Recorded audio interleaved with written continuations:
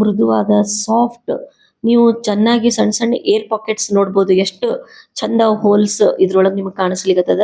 ಇದರ ಅರ್ಥ ಇದು ಬಹಳ ಸ್ಪಾಂಜಿ ಮತ್ತು ಬಹಳ ಸಾಫ್ಟ್ ಆಗಿ ಆಗ್ಯದ ಅಂತ ಅರ್ಥ. ನಾನು ಕಟ್ ಮಾಡುವಾಗ ನೀವು ನೋಡ್ಬೋದು ಎಷ್ಟು ಮೃದುವಾದ ಫೀಲಿಂಗ್ ಬರ್ಲಿಕ್ಕತ್ತದ. ಇದನ್ನ ಖಮನ್ ಢೋಕ್ಲಾ ಅಂತ ಹೇಳ್ತಾರೆ. ಇದು ಜಾಸ್ತಿ ಗುಜರಾತ್ ಮತ್ತು ಮಹಾರಾಷ್ಟ್ರದ ಭಾಗಗಳಲ್ಲಿ ಇದನ್ನ ಮಾಡ್ತಾರೆ. ಬಹಳ ಸರಳವಾಗಿ ನೀವು ಇದನ್ನ ಈಸಿಯಾಗಿ ಮನೆಯೊಳಗೆ ಮಾಡ್ಬೋದು. ಇದನ್ನ ಯಾವ ರೀತಿ ಮಾಡಬೇಕು ಅನ್ನೋದನ್ನ ನಾನು ಇವತ್ತು ನಿಮ್ ಜೊತೆ ಶೇರ್ ಮಾಡ್ಲಿಕತ್ತೀನಿ. ಇದಕ್ಕೆ ಬಹಳ ಮುಖ್ಯವಾಗಿದ್ದು ಮೆಜರ್ಮೆಂಟ್ ಮತ್ತೆ ಕೆಲವು ಟಿಪ್ಸ್.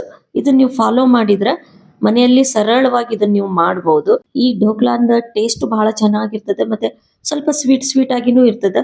ಒಂದ್ ಸರ್ತಿ ಇದನ್ನ ನೀವು ಟ್ರೈ ಮಾಡಿ ನೋಡ್ರಿ. ಹರೇ ಶ್ರೀನಿವಾಸ, ರೇಖಾಸ್ ವೆಜ್ ಫ್ಯೂಷನ್ಗೆ ಸ್ವಾಗತ. ಈ ಢೋಕ್ಲಾ ಮಾಡ್ಲಿಕ್ಕೆ ಮೆಜರ್ಮೆಂಟ್ ಬಹಳ ಇಂಪಾರ್ಟೆಂಟ್. ನಾನು 250 ml ಮೆಜರಿಂಗ್ ಕಪ್ ಯೂಸ್ ಮಾಡ್ಲಿಕತ್ತೀನಿ. ಅದ್ರಲ್ಲೇ ನಾನು ಕಪ್ ನೀರ್ ಹಾಕಿನಿ, 1 ಟೇಬಲ್ ಸ್ಪೂನ್ ಸಕ್ರಿ ಮತ್ತು 1 ಟೀ ಸ್ಪೂನ್ ಉಪ್ಪು ಹಾಕೋಣ. ಇವಾಗ ಇದಕ್ಕೆ ನಾವು ಅರ್ಧ ಟೀ ಸ್ಪೂನ್ ಸಿಟ್ರಿಕ್ ಆಸಿಡ್ ಅಂತಾರೆ, ಸಿಟ್ರಿಸ್ ಆಮ್ಲ ಅಂತಾರೆ, ಅಥವಾ ಲಿಂಬೆ ಹಣ್ಣಿನ ಸತ್ವನು ಅಂತಾರೆ. ಇದು ಎಲ್ಲ ಕಿರಾಣಿ ಶಾಪ್ ಒಳಗೂ ಸಿಗ್ತದೆ. ಇದನ್ನ ನೀವು ಅರ್ಧ ಟೀ ಸ್ಪೂನ್ ಹಾಕ್ಬೇಕು.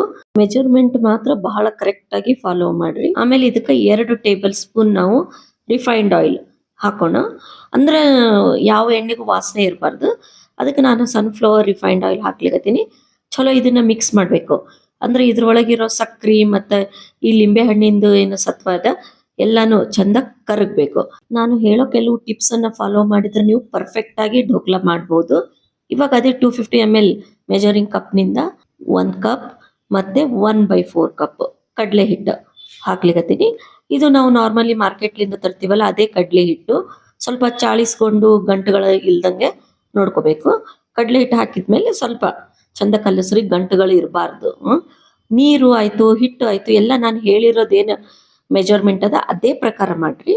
ಆಮೇಲೆ ಅದನ್ನ 10 ನಿಮಿಷ ನಾವು ನೆನಿಲಿಕ್ಕೆ ಸೈಡಿಗೆ ಬಿಟ್ಟು, ಇವಾಗ ರೌಂಡ್ಗಿರೋ ಒಂದು ಪಾತ್ರೆ ಅಥವಾ ಸ್ಟೀಲಿಂದು ಪಾತ್ರೆ ಇರ್ಬೋದು, ಇಲ್ಲ ಕೇಕ್ ಮಾಡೋ ಟಿನ್ನು, ಯಾವ್ದು ಈ ರೀತಿ ಇರ್ತದೆ ಅದನ್ನ ತಗೊಂಡು ಪೂರ್ತಿ ಚಂದ ಎಣ್ಣೆ ಹಚ್ಚಿ ಸೈಡ್ಗೆ ಇಟ್ಕೊಳ್ರಿ. ಈ ಟಿನ್ ಸೈಜು 6 ಇಂಟು 6 ಅದ ಇಂಚು. ಇದ್ರಕ್ಕಿಂತ ಬಹಳ ಅಗಲ ತಗೊಂಡ್ರೆ ಢೋಕ್ಲಾದ ಏನು ಹೈಟ್ ಇರ್ತದ ಕಡಿಮೆ ಆಗ್ತದೆ. ಇವತ್ತು ನಾನು ಢೋಕ್ಲಾ ನಿಮಗ ಪ್ಯಾನ್ ಒಳಗೆ ಹೇಳ್ಕೊಡ್ಲಿಕತ್ತೀನಿ. ಇದೇ ರೀತಿ ನೀವು ಕುಕ್ಕರ್ ಅಲ್ಲೂ ಮಾಡ್ಬೋದು. ಪ್ಯಾನ್ ಒಳಗೆ ಸ್ವಲ್ಪ ನೀರ್ ಹಾಕಿ ಒಂದು ಸ್ಟ್ಯಾಂಡ್ ಇಟ್ಟು ಅದ್ರ ಮೇಲೆ ಈ ಕುಕ್ಕರ್ ಅಲ್ಲಿರೋ ಪ್ಲೇಟ್ ಅನ್ನು ಇಟ್ಟು ಒಂದು 5 ನಿಮಿಷ ಬಿಸಿ ಆಗ್ಲಿಕ್ಕೆ ಇಟ್ಟಿನಿ. ಈ ಕಡೆ 10 ನಿಮಿಷ ಆಯ್ತು ನೋಡ್ರಿ. ಕಡಲೆ ಹಿಟ್ಟು ಎಲ್ಲ ಚಲೋ ಇವಾಗ ಸ್ವಲ್ಪ ಗಟ್ಟಿನೂ ಆಗಿರ್ತದೆ. ಚಲೋ ಒಂದು 10 ನಿಮಿಷ ನೆನೆದಿದೆ. ಇವಾಗ ಇದಕ್ಕೆ ನಾನು ಸ್ವಲ್ಪ ಫುಡ್ ಕಲರ್, ಯೆಲ್ಲೋ ಕಲರ್ ಹಾಕ್ಲಿಕತ್ತೀನಿ. ಅರಿಶಿನದ ಪುಡಿ ಹಾಕ್ಬೇಡ್ರಿ. ಅರಿಶಿನದ ಪುಡಿ ಸೋಡಾ ಜೊತೆ ರಿಯಾಕ್ಟ್ ಆಗಿ ಕೆಂಪು ಬಣ್ಣ ಬರೋ ಸಾಧ್ಯತೆ ಇರ್ತದ. ಸ್ವಲ್ಪ ಫುಡ್ ಕಲರ್ ಹಾಕಿ ಕಲಿಸ್ಬೇಕು. ನೋಡ್ರಿ ನೀವು ಕನ್ಸಿಸ್ಟೆನ್ಸಿ ಯಾವ ರೀತಿ ಆಗಿದೆ.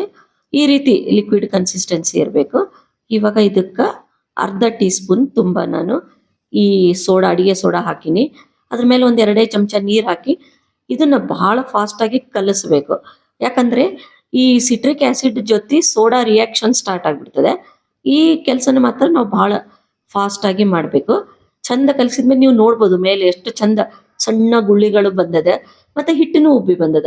ಇಮಿಡಿಯೇಟ್ ಅದನ್ನ ಈ ಎಣ್ಣೆ ಹಚ್ಚಿರೋ ಪಾತ್ರೆ ಒಳಗೆ ಹಾಕಿ ನಾವು ಇದನ್ನ ಸ್ಟೀಮ್ ಮಾಡ್ಲಿಕ್ಕೆ ಸ್ಟೀಮರ್ ಒಳಗ ಇಡೋಣ. ಚಲೋ ಒಂದು 15 ನಿಮಿಷ ನೀವು ಇದನ್ನ ಸ್ಟೀಮ್ ಮಾಡ್ಬೇಕು. ಅಲ್ಲಿವರೆಗೂ ಮೇಲಿನ ಮುಚ್ಚಳ ತೆಗೆದು ನೋಡ್ಬೇಡ್ರಿ. ಚಲೋ ಒಂದು 15 ನಿಮಿಷ ಆದ ಕೂಡಲೇ ನೀವು ನೋಡ್ಬೋದು ಈ ನಾವೇನ ಹಿಟ್ಟು ಹಾಕಿದ್ವಿ ಅದು ಅರ್ಧ ಆಗಿತ್ತು. ಇವಾಗ ಪೂರ್ತಿ ಪಾತ್ರೆಗೆ ತುಂಬಾ ಲೆವೆಲ್ಗೆ ಬಂದದ. ಇವಾಗ ಗ್ಯಾಸ್ ಆಫ್ ಮಾಡಿ ಒಂದು ಚಾಕುನ ಅದ್ರ ಒಳಗೆ ನಾವು ಈಗ ಚುಚ್ಚಿ ನೋಡ್ರಿ. ಚಾಕು ಕ್ಲೀನ್ ಆಗಿ ಬರ್ತದೆ. ಅದರ ಅರ್ಥ ನಮ್ದು ಪರ್ಫೆಕ್ಟ್ ಆಗಿ ಇದು ಬೇಯ್ದು ಬಂದದೆ ಅಂತ ಅರ್ಥ.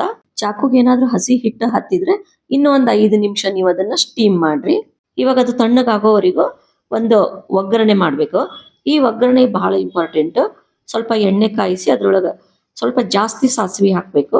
ಮತ್ತು 1-2 ಟೀ ಸ್ಪೂನ್ ಅಷ್ಟು ಎಳ್ಳು ಹಾಕೋಣ. ಮತ್ತೆ ಸಾಸಿವೆ ಎಳ್ಳು ಸ್ವಲ್ಪ ಚಟಪಟ ಅಂದ ಮೇಲೆ ಇದ್ರೊಳಗೆ ಒಂದು 4 ಹಸಿಮೆಣಸಿನ್ಕಾಯಿ, ಸ್ವಲ್ಪ ದೊಡ್ಡ ದೊಡ್ಡದೇ ಹೊಟ್ಟಿ ಸೀಳಿ ಹಾಕೋಣ. ಆಮೇಲೆ ಸ್ವಲ್ಪ ಕರಿಬೇವು ಸೊಪ್ಪು ಹಾಕ್ಬೇಕು. ಇವಾಗ ಇದಕ್ಕೆ ಸ್ವಲ್ಪ 1/4 ಟೀ ಸ್ಪೂನ್ ಅಷ್ಟು ಹಿಂಗನ್ನ ಹಾಕ್ರಿ. ಆಮೇಲೆ ಇದು ಸ್ವಲ್ಪ ಗ್ಯಾಸ್ ಆಫ್ ಮಾಡ್ಬಿಡ್ಬೇಕು. ಇವಾಗ ಇದಕ್ಕೆ ಅರ್ಧ ಬಟ್ಲು ನಾವು ನೀರ್ ಹಾಕೋಣ. ನಾ ಹೇಳಿರೋ ಈ ಮೆಜರ್ಮೆಂಟ್ಗೆ ಅರ್ಧ ಕಪ್ ನೀರ್ ಸಾಕು. ಅದಕ್ಕೆ 1 ಟೇಬಲ್ ಸ್ಪೂನ್ ಸಕ್ಕರೆ ಹಾಕೋಣ. ಈ ಢೋಕ್ಲಾ ಏನದ ಸ್ವಲ್ಪ ಸ್ವೀಟ್ ಆಗಿರ್ತದ. ನಿಮ್ಗೆ ಹೆಂಗ್ ಬೇಕೋ ಹಂಗ್ ನೀವು ಮಾಡ್ಕೋಬಹುದು. ಸಕ್ರಿನ ನಿಮ್ಗೆ ಎಷ್ಟು ಸ್ವೀಟ್ ಬೇಕು ನೋಡಿ ಹೆಚ್ಚು ಕಡಿಮೆ ಮಾಡ್ಕೊಳ್ರಿ. ಸಕ್ರಿ ಪೂರ್ತಿ ಕರಗ್ಲಿ. ಪೂರ್ತಿ ತಣ್ಣಗಾದ್ಮೇಲೆ ಸೈಡ್ ಇಂದ ಸ್ವಲ್ಪ ಬಿಡಿಸಿ ಒಂದ್ ಪ್ಲೇಟ್ ಒಳಗ ನೀವು ಇದನ್ನ ತೆಗೀರಿ. ನೋಡ್ಬೋದು ನೀವು ಮ್ಯಾಲೆಲ್ಲ ಸಣ್ಣ ಸಣ್ಣ ಹೋಲ್ಗಳು ಕಾಣಿಸ್ಲಿಕತ್ತದ. ಇದ್ರಲಿಂದ ನಿಮ್ಗ ಗೊತ್ತಾಗ್ತದ ಇದು ಎಷ್ಟು ಸ್ಪಾಂಜಿ ಮಟ್ಟ ಒಳಗಡೆ ಎಲ್ಲ ಎಷ್ಟು ಏರ್ ಪಾಟ್ಸ್ ಎಲ್ಲ ಬಂದಿದೆ ಅಂತ ಹೇಳಿ. ಈ ರೀತಿ ಸ್ಪಾಂಜಿ ಮತ್ತು ಪರ್ಫೆಕ್ಟ್ ಢೋಕ್ಲಾನ ನೀವು ಸರಳವಾಗಿ ಮನೇಲಿ ಮಾಡಿ ನಾನು ಹೇಳಿರೋ ಈ ಕೆಲವು ಟಿಪ್ಸ್ ಅನ್ನ ಫಾಲೋ ಮಾಡಿದ್ರೆ ಸಾಕು. ಇವಾಗ ಇದನ್ನ ಯಾವ ರೀತಿ ಸರ್ವ್ ಮಾಡ್ಬೇಕು ಅದು ಕೂಡ ಬಹಳ ಇಂಪಾರ್ಟೆಂಟ್. ಇವಾಗ ನಾವ್ ಏನು ಒಗ್ಗರಣೆ ಮಾಡಿವಿ ಅದೇ ಇದಕ್ಕ ಬಹಳ ಹೆಚ್ಚಿನ ಟೇಸ್ಟ್ ಅನ್ನು ಕೊಡೋದು. ಈಗ ಇದ್ರ ಮೇಲೆ ಒಗ್ಗರಣೆ ನೀರ್ ಏನಿರ್ತದಲ್ಲ ಸಕ್ರಿ ನೀರು ಎಲ್ಲವನ್ನ ಚಂದ ಸೋಪ್ ಮಾಡ್ಬೇಕು. ಸೋಪ್ ಮಾಡಿದಷ್ಟು ಟೇಸ್ಟ್ ಆಗ್ತದ. ಮೇಲೆ ಸ್ವಲ್ಪ ಕೊತ್ತಂಬರಿ ಸೊಪ್ಪನ್ನ ಹಾಕ್ರಿ. ಇದನ್ನ ಹುಣಸೆ ಹಣ್ಣಿಂದು ಸಿಹಿ ಚಟ್ನಿ ಇಲ್ಲ ಪುದೀನಾ ಚಟ್ನಿ ಜೊತೆಗೆ ಸರ್ವ್ ಮಾಡ್ರಿ. Thanks for watching.